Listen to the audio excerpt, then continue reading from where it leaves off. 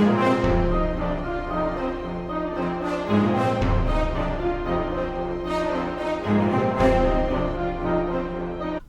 guys, John here for Monsters and Mazes. Hey, I wanted to get this video out tonight. It's about my new tile system. It's kind of a combination of Wylox tiles, DMG info tiles, and a little bit Hirst Arts looking tiles. So this is what the tiles will look like. Pretty cool. So this is going to be my new tile system. I'm pretty much going to make I just ordered the Curse of Strahd. I'm going to make Ravenloft, the Castle Ravenloft with that. The reason I like these tiles, I used the Dollar Tree foam board. Very cheap to make, easy to cut, and you can do all kinds of cool designs. And they're actually very, very sturdy if you follow all the steps that I use. So check out the video. Please like, share with your friends, and subscribe. Thanks. Hey guys, we want to start this project by using single corrugated cardboard. I got mine from Lowe's. It's the large box. It's pretty thin. And the reason I use that one is I'm based on a DMG info, all my dungeon tiles. That's how I got started. So here's an example of a DMG double corrugated cardboard, and he uses the 2 or 3, I can't remember, high kind of rule. Can give you an example. So I wanted my finished one. Again, here's the finished one, to match up with it pretty well. And if you only go the cardboard, one piece of foam board, and one other piece of foam board for the wall, it almost matches perfect. But I like the depth, so I'm one higher than him, so I may be violating his rule, but I really like the way this came out. So you can actually play with these together, is my point. So there's, I know you can't really see it, but there's probably maybe an 1/8 of an inch height. This is about an 1/8 of an inch taller than this. So it's pretty much almost the width of the cardboard, this thin cardboard at the bottom, but I wanted that for strength and stability. So that's kind of the method of my madness. So you'll want to match the depth of your existing, if you've got existing with this, or maybe you just, if you're building from scratch, you want to do it however you want. But this is the reason I did it this way. So the base is very important, so I start off by duct taping the back with just regular duct tape. I'm using cheap duct tape, not too expensive there. And then I put these, I believe I got these at the dollar store, extra long diamond toothpicks in the side. See if you can see that. So basically do 4 or 5 on either side. Just run it in there. You can kind of see it. And then I'm going to hot glue, after I glue the foam board on here, the first layer of foam board, I'll hot glue this around, and that will give it a lot of strength. And I have one of those really small, extra long tip that makes this so easy. This is a Super Bonder detail gun. That's like $8 at Hobby Lobby. It had a little plastic piece I cut off, so that's why it's like that. So after you get your cardboard blanks done, and you want to make a bunch of them, and put the toothpicks in, I'll start making the foam board pieces. But my tiles are 6 inches long by 4.5 wide. Of course, you can make them any size you want. I went with that. I started thinking about Wylock and having the bigger tiles. He uses 1.25 inches. I experimented with that, but I have everything else 1 inch, so I'm sticking with 1 inch. But the reason I went with that dimension is I wanted this inch middle piece to be the dominant thing, and I wanted this niche niche, however you say that, to fit a character without any problem, without worrying about the base. So I'll have like zombies and stuff in here, and one of the characters to be able to walk along and have a lot of different options. So I didn't want it to be too narrow. So I know 4.5 inches wide is a pretty big tile, but I started playing, instead of having it all set out, I do 1 tile or 2 tiles at a time. So it's not a space problem for me.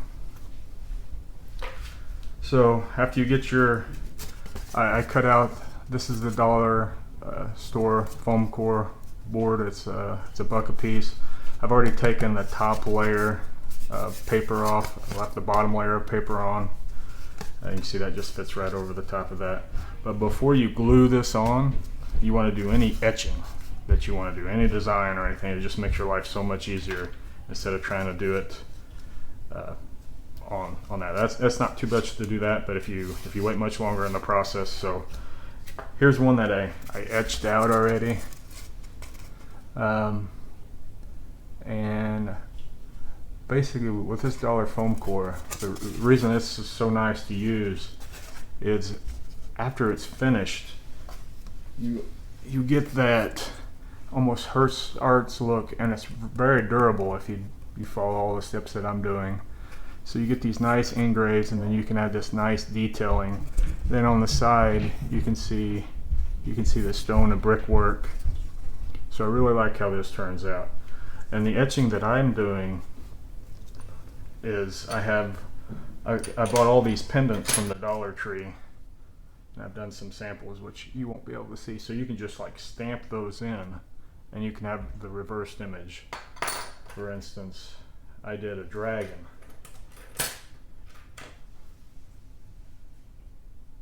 Did this dragon.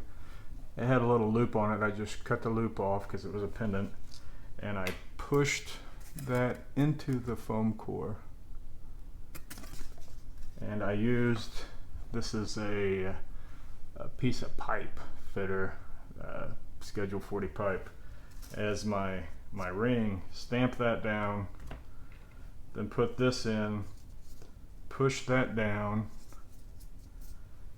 So I basically just had a piece of white foam core like this, found the center of where I'm going to do it. You can kind of see I've got these little etches on the bottom. Did my design, and then I used my little template, which I'll describe in a minute. Put it on there, traced it out, did the same thing over here, traced it out,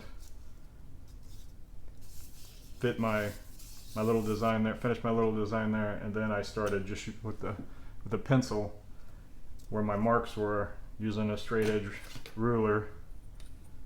Just basically went and connected the dots, and this foam core is so easy to work with, and this takes no time at all. So here's one blank. You can see that's just, and that'll be ready to be glued to the cardboard. And what I use, because you don't want warping, and with this thin cardboard, it's not even double corrugated, it will warp more. That's why I went through all this detail on reinforcing the base. I use glue sticks, and they work fantastic because it's the water in the glues that causes the warping mostly. The glue sticks don't have hardly, I don't know if there's any water in there, and they dry really fast, and you can, and the reason I don't use hot glue is because you don't have really time to set with this. So with this, I just do a liberal amount. You want to really hit the edges. Doesn't take a lot of time. Sorry, you're watching me use glue here, but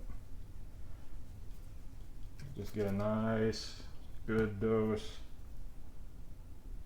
Try not to get those big glue glumps. Really focus on the edges. Then you can just place your, so you have time to move it around. That's what I like about this. And some of this foam core warps a little bit, so that's another reason I like being able to move it, because you can kind of figure out what's the best way to put it. Either my foam core's a little big or my cardboard's a little small, but that's alright. I'll find the happy middle. So once you get it to about where you want, then I just find something to put on top of it. I use this, and I will set it on top. I use this and a candle I have. I let that set for about 15-20 minutes and it's done.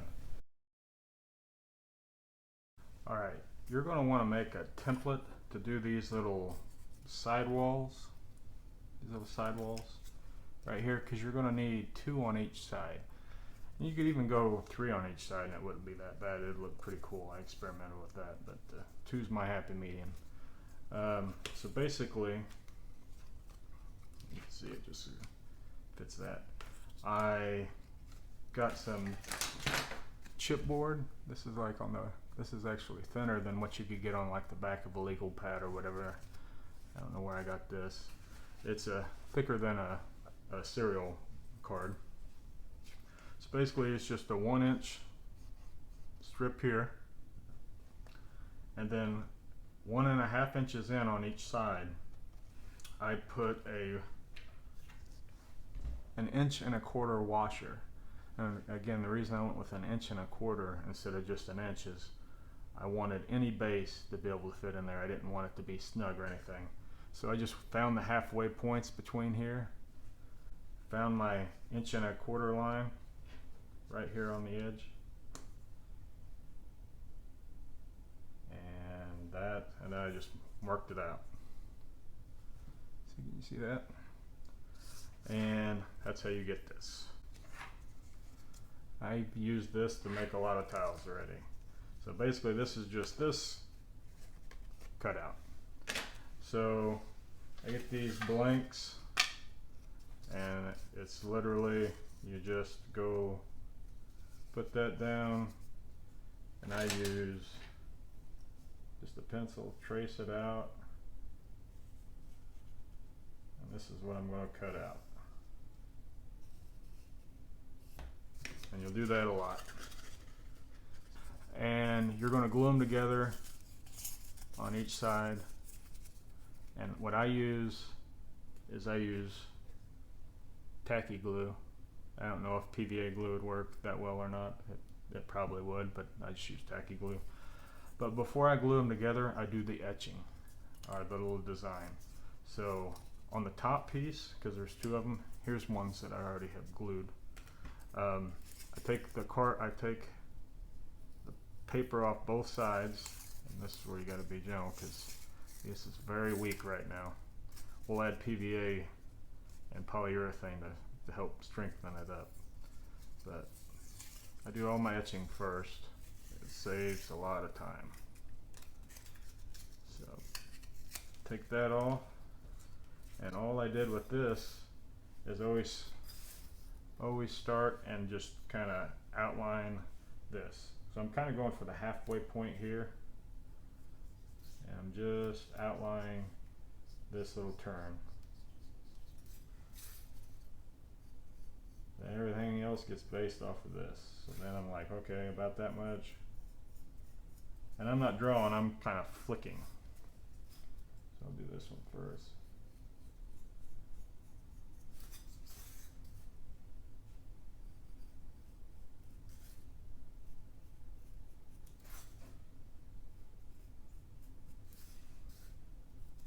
And then I go on this back side and I start here. I kind of just make that seam work.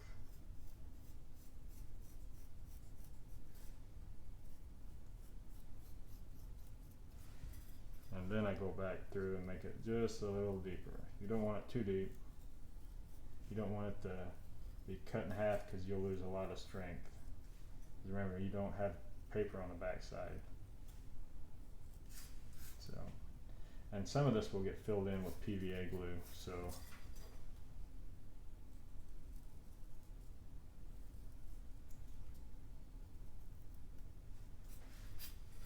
and I'll basically just figure out where I want my little brick mortars to be. That side. I'll go there. So the top determines the break pattern. So I'll make the other ones just match up to it.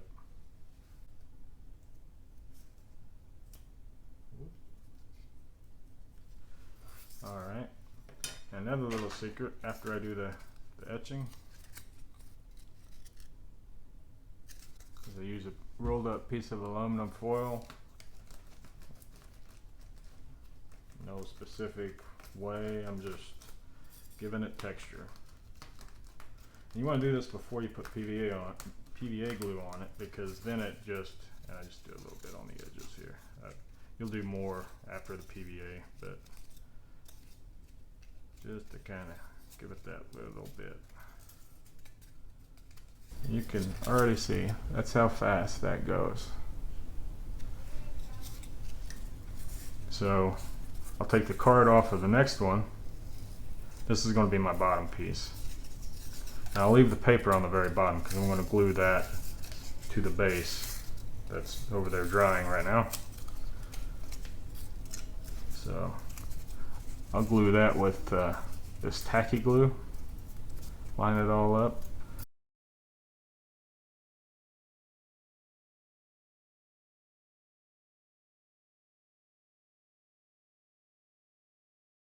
Alright guys, after you paint the tiles, they'll look like this. And if you notice, there's kind of a blood spatter on the floor.